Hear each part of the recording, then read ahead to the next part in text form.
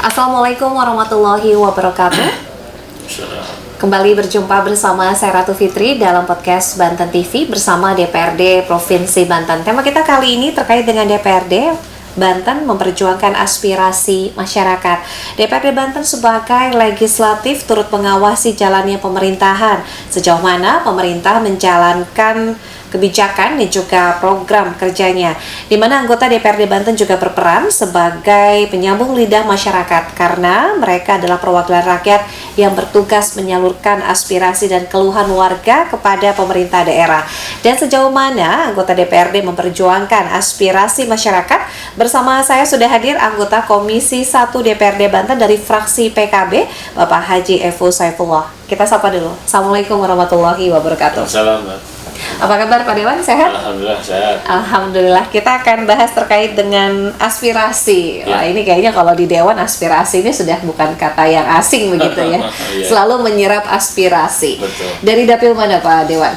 Saya dari Kabupaten Lebak. Dari Kabupaten Lebak. Apa nih ini? Mungkin aspirasi yang dari Lebak dulu berangkat mungkin dari aspirasi masyarakat kemudian menjadi keterwakilan juga di DPRD Banten. Baik, terkait dengan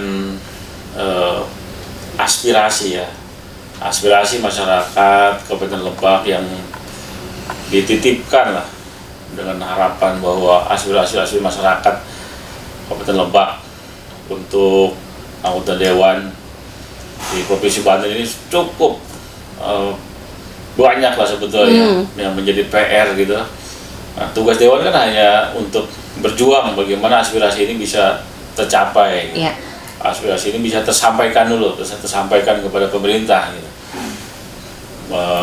Melalui kegiatan-kegiatan kita yaitu reses ya, turun ke lapangan itu kan bagian bagaimana kita kemudian menyerap aspirasi ya gitu, menyerap aspirasi masyarakat, lalu kemudian dari hasilnya itu ya kita sampaikan kepada pemerintah daerah Provinsi Banten. Banyak sekali. Baik infrastruktur gitu kan, jaringan internet yang masih banyak blank spot ya di Kabupaten Lebak itu di dapil saya itu, kemudian pendidikan gitu kan, sarana air bersih dan saluran irigasi ya. Banyak sekali sebetulnya yang aspirasi. Artinya ini semua yang bersentuhan langsung terkait dengan layanan, kemudian infrastruktur, terutama yang langsung berkenaan dengan masyarakat.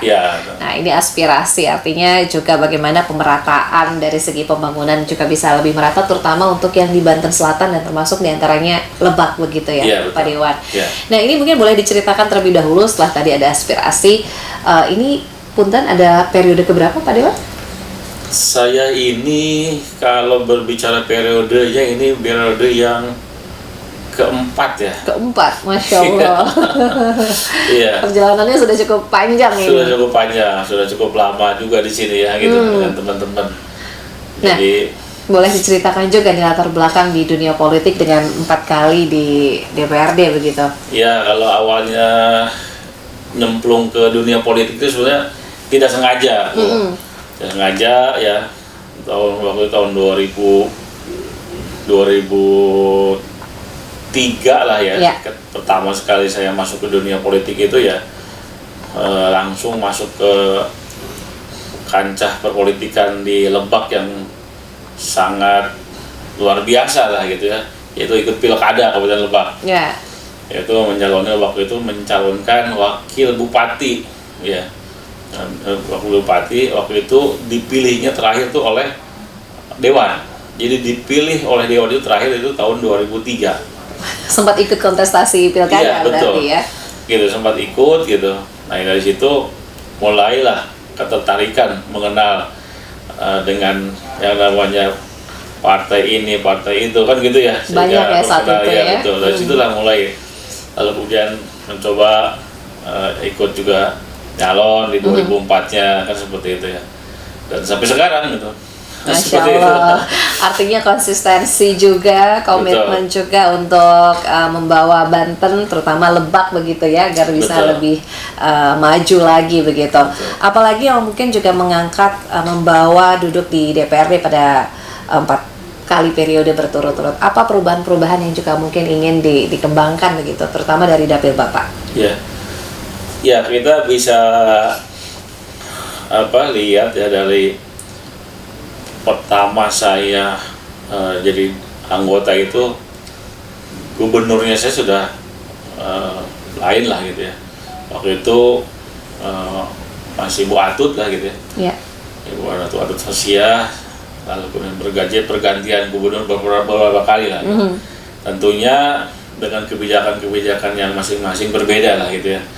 Nah, tetapi semua saya kira tujuannya menyentuh kepada pelayanan dasar masyarakat, infrastruktur, bangunan sekolah, air bersih kan gitu ya. Itu mesti tetap dilayani. Hanya perbedaannya saya kira masalah anggarannya saja gitu. Masalah anggaran saja. Pemerintah Provinsi Banten ini kan dulu mungkin dengan keterbatasannya kan gitu ya. Bagaimana kemudian merambah bisa pembangunan ini bisa masuk ke desa-desa, bisa masuk ke infrastruktur pedesaan yang notabene dalam tanda kutip di Banten Selatan tadi itu yang sangat masih terbelakang lah seperti itu ya, seperti itu. Nah ini saya lihat dari perkembangan sih ya alhamdulillah sudah cukup bagus lah ya, gitu. Artinya tiap pergantian gubernur itu sudah ada kemajuan lah gitu. Contoh misalkan dari Rangkas Bitung kita mau menuju Citorek saja, dulu itu sangat sulit, gitu kan, sangat sulit aksesnya. Yang sekarang terkenal dengan tempat wisata yang awan itu, negeri awan di atas awan, di atas awan itu kan, itu kan di daerah Citorek ya gitu. Tapi sekarang kan dengan pembangunan provinsi ke sana, sudah jalan menuju sana itu aksesnya sudah cukup bagus lah ya, seperti itu. Nah itu saya kira perkembangan berkah dari provinsi ya, memang yang tujuannya adalah itu kan gitu. Agar tidak ada lagi disparitas pembangunan. Betul, ya Pak Dewan gitu. Ya. Bisa harus merata lah. Harus gitu. Lebih merata, terutama juga infrastruktur yang juga memang harus memadai walaupun belum sepenuhnya begitu ya Pak Dewan ya, masih secara bertahap dan juga berproses. Artinya sudah ada keterwakilan dari putra daerah nih dari Lebak yang juga sudah bisa menjadi penyambung lidah ya Pak disampaikan di awal. Kemudian Pak Dewan, artinya sudah ketertarikan di dunia politik ini sudah cukup lama begitu ya Pak Dewan ya. Kemudian juga ada keterwakilan begitu, bagaimana bisa membawa Lebak juga bisa lebih baik begitu. Kemudian kemarin juga baru selesai reses kalau tidak salah. Apalagi aspirasi-aspirasi yang mungkin pada saat reses ketemu langsung dengan konstituen, apalagi yang mungkin masih menjadi hal-hal yang memang juga perlu lebih ditingkatkan. Betul. Kemarin kita akhir Oktober itu kan reses lah, kita ketemu dengan masyarakat. Setiap reses itu pasti masyarakat itu kan mengeluhkan dengan semua berbagai macam lah ya permasalahan itu ditumpahkan lah ke Dewan, karena Dewan itu dianggapnya tempat tujuan untuk menyelesaikan suatu permasalahan kan gitu ya. Menjadi wasilah bahwa lewat Dewan itu pasti bisa kan seperti itu. Banyak sekali yang mereka sampaikan terkait dengan masalah kesehatan saja. Masalah kesehatan itu sekarang kan gitu ya, walaupun dengan BPJS kan gitu, tetapi banyak sekali yang masyarakat ini tidak mampu lah untuk bayar, yang menunggak lah seperti itu.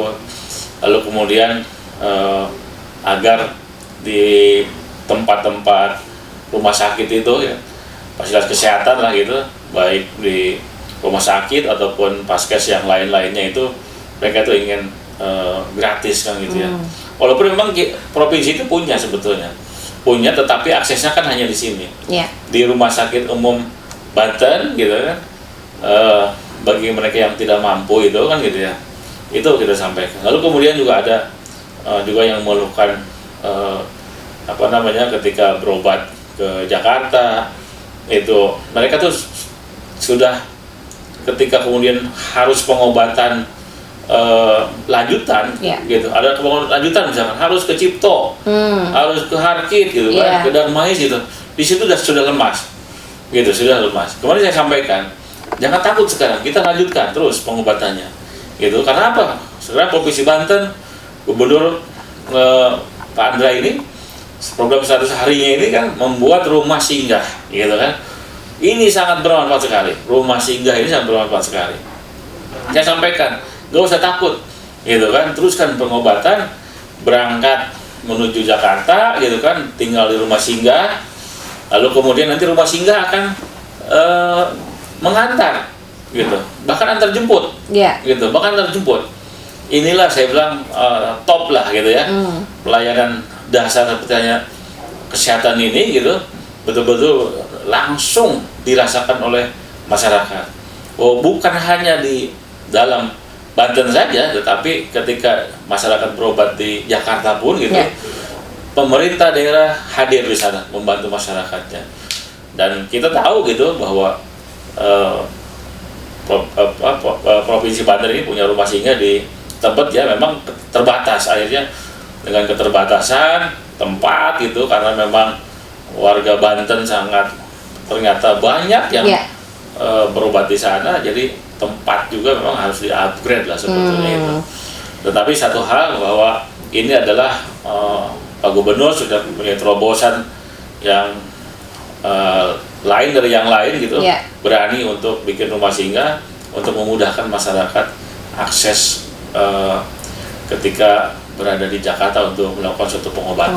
Seperti itu. Apresiasi tentu saja dengan program yang sudah digulirkan ya Pak Dewan ya. Nah, kemudian juga Pak Dewan terkait dengan bagaimana mengimplementasikan, bagaimana merealisasikan aspirasi-aspirasi, mungkin bukan hanya dari segi infrastruktur saja, tapi berbagai lini sektor kebutuhan masyarakat. Bagaimana mengakomodir aspirasi-aspirasi tadi dengan skala prioritas juga.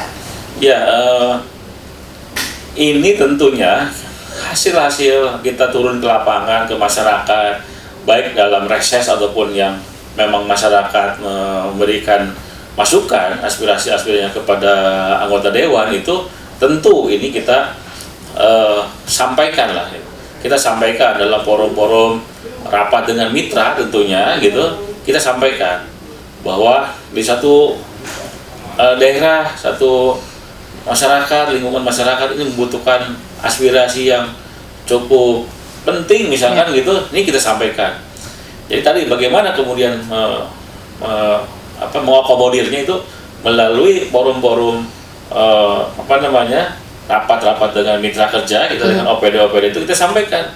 Nah, biar kan tugas dewan hanya memperjuangkan aspirasi, gitu, bukan untuk jadi kontraktor kan, gitu. Gitu. Jadi kita sampaikan aspirasi ini, sampaikan ke mitra OPD, gitu, bahwa ini loh masyarakat membutuhkan ini loh di daerah ini memerlukan bantuan pemerintah daerah, silahkan dicek ke sana. Nah, nanti kita masuk dalam forum-forum rapat kerja dengan OPD, gitu, lalu kemudian agar mereka mengusulkan, menganggarkan, yang gitu ya, untuk bersama-sama kemudian dianggarkan dengan dewan dalam badan anggaran dan masuk, gitu, sehingga silahkan nanti dikerjakan lah, ditindaklanjuti untuk dilaksanakan seperti itu. Artinya tugas dan fungsi ya dari tupoksi DPRD tetap dijalankan begitu ya, dari fungsi legislasi, kemudian juga fungsi pengawasan dan juga budgetingnya. Betul. Nah, tapi di fungsi tadi, namun tadi ada skala prioritas begitu ya, jadi tidak bisa pada saat menyalurkan aspirasi 1 minggu kemudian selesai begitu. Tidak mungkin. Jadi ada proses begitu ya Pak Dewan. Kemudian dari segi program-program tadi disampaikan sudah ada rumah singgah, jadi mengakomodir kebutuhan masyarakat yang dirujuk mungkin ya dari segi pengobatan ke daerah lain di luar Banten. Banyak juga program-program Gubernur Banten kita Bapak Andra Soni yang juga pro rakyat begitu. Salah satunya ada sekolah gratis, kemudian juga ada pembebasan sanksi pajak dan lain sebagainya. Bagaimana Pak Dewan melihat program-program prioritas dari Gubernur kita? Baik, saya kira ini program yang luar biasa dirasakan manfaatnya oleh masyarakat secara langsung. Tadi program penghapusan tunggakan pajak ya, begitu, yang baru saja selesai lah, gitu. Bang, baru selesai, gitu. Ini sangat luar biasa, gitu, dirasakan oleh masyarakat. Di tengah-tengah keterbatasan masyarakat, gitu kan, dulu itu adanya krisis, gitu kan, lalu kemudian COVID, artinya ya. COVID lah ya, krisis karena COVID gitu, ekonomi nggak bergerak, Ya. tetapi mereka tidak bisa bayar pajak kan gitu. Ya. Tetapi kemudian di tahun ini Pak Gubernur memberikan pembebasan pajak. Artinya ini sangat luar biasa, bisa membantu masyarakat agar apa? Agar tertib administrasi perpajakan, gitu kan? Bahwa memang kendaraan ini masih ada, masih aktif, tetapi tidak bisa bayar pajak. Ya. Itu kan di kantor samsat itu akan tercatat kan seperti itu. Lalu diharapkan berikutnya, gitu kan? Berikutnya adalah mereka tahun berikutnya itu adalah bisa terus bayar pajak kan seperti itu. Nah, ini sangat luar biasa saya kira, berani untuk mengambil langkah menghapuskan tunggakan pajak yang sudah berpuluh-puluh tahun barangkali ya seperti itu, kemudian dihapuskan dan bisa bayar pajaknya itu atau hanya bayar pajak yang tahun ini saja. Kedua, program tadi sekolah gratis ya gitu. Ini juga dirasakan ya, gitu. Dirasakan oleh masyarakat yang tidak mampu kan gitu. Walaupun memang dari awal bahwa sekolah itu gratis lah gitu kan, dengan adanya dana BOS, tetapi ini juga merambah kepada gratisnya itu kepada sekolah-sekolah swasta seperti itu. Itu saya kira ini luar biasa, tinggal bagaimana kemudian pemerintah provinsi ini nyari duit lagi gitu. Gitu sebanyak-banyaknya gitu. Nanti kita bahas dengan teman-teman bagaimana kemudian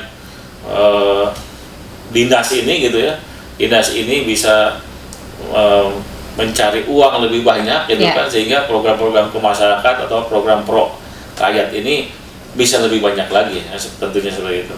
Jadi tadi ada rumah singgah gitu sudah sangat-sangat dibutuhkan, sangat dirasakan, kemudian juga sekolah gratis, kemudian adanya layanan rumah singgah kan gitu ya. Tiga hal itu saja yang kemarin sudah dilaksanakan oleh Pak Gubernur. Ini luar biasa manfaat untuk masyarakat. Terutama juga ada pembangunan poros jalan desa ya. Ini juga program namanya Bang Andra, bangun jalan desa sejahtera kalau tidak salah. Iya, betul. Ini juga apresiasi begitu ya dengan banyaknya program-program yang mengangkat terkait dengan infrastruktur. Kemudian dari catatan begitu, apa mungkin catatan-catatan dari sekian banyak mungkin juga program-program prioritas, namun juga tentunya ada catatan-catatan begitu ya untuk pemerintahan Provinsi Banten, khususnya mungkin yang menjadi tanggapan begitu di pemerintahan Pak Andra dan juga Dimyati. Ya, catatan PR-nya adalah ini pembangunan tentunya gitu.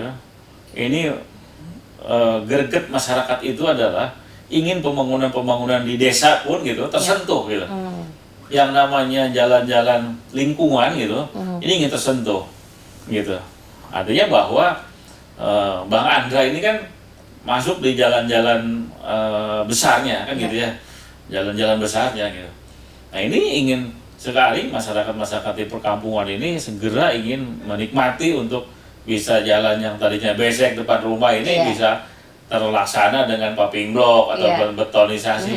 Ini PR sebetulnya. Sedangkan di satu perkampungan gitu, di satu perkampungan atau satu pedesaan saja, jalan lingkungan itu cukup panjang, cukup banyak. Dengan alasan mereka tidak dengan anggaran desa yang ada gitu, baik bantuan dari pemerintah pusat, pemerintah kabupaten kota dan provinsi dengan Presmani ataupun program ini tidak tersentuh karena luas panjangnya gitu atau panjangnya jalan-jalan di desa itu atau di satu kelurahan itu. Ya seperti itu. Ini menjadi PR buat Pak Gubernur, Pak Andra dan Pak Dim ya gitu, agar bisa menyentuh juga kepada jalan-jalan lingkungan di di perkampungan lah ya seperti itu. Ini PR itu. Juga, betul. Ya, dan di samping itu jalan juga, ini juga saluran air bersih lah gitu ya, air bersih gitu. Juga ada juga di Kabupaten Lebak di kami itu juga. Ada juga yang masih tidak mempunyai MCK, gitu kan? Ini PR. Sementara program sekarang ini tidak ada program untuk program MCK lah seperti itu ya. Jadi ini MCK, ini melalui kesempatan ini bisa mengimbau gitu kan agar juga bisa diadakan lah gitu, diadakan seperti yang dulu ya pernah ada gitu, gitu ini bisa diadakan. Jadi kalau di perkampungan itu, mohon maaf misalkan dolbon gitu seperti itu. Jadi ini betul, ini masih ada kan gitu. Kalau kita ini masih ada. Bahkan saya pernah dengan dana pribadi saya membangunkan, gitu kan. Karena saya bilang udah, ketika saya reses di satu tempat itu, lalu kemudian ada mengeluhkan itu dan programnya ini sudah tidak ada, sudah saya bilang saya bangunkan, gitu kan. Dengan dana pribadi saya bangunkan, saya buatkan WC seperti itu. Itu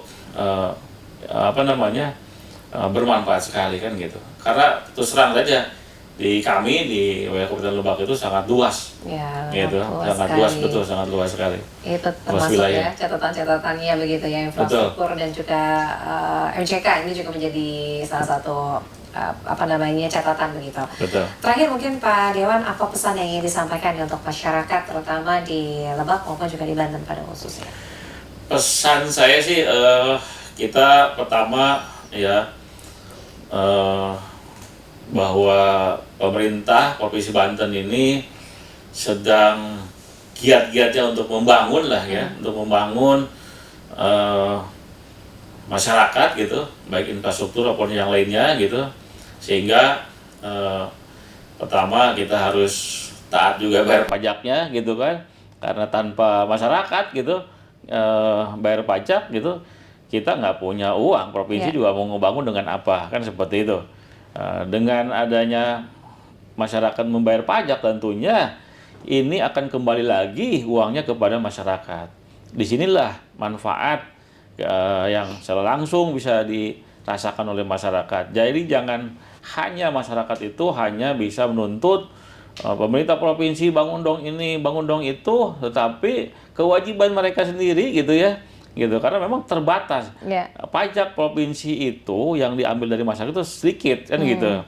Maka yang paling besarnya adalah itu dari pajak ya, pajak kendaraan bermotor kan gitu. Ini menjadi prioritas. Nah, inilah gitu masyarakat tertib saja gitu, bisa bayar pajak tepat waktu sehingga ini punya uang provinsi gitu, punya Pak Gubernur juga mau ngapa-ngapain bisa kan gitu, seperti itu.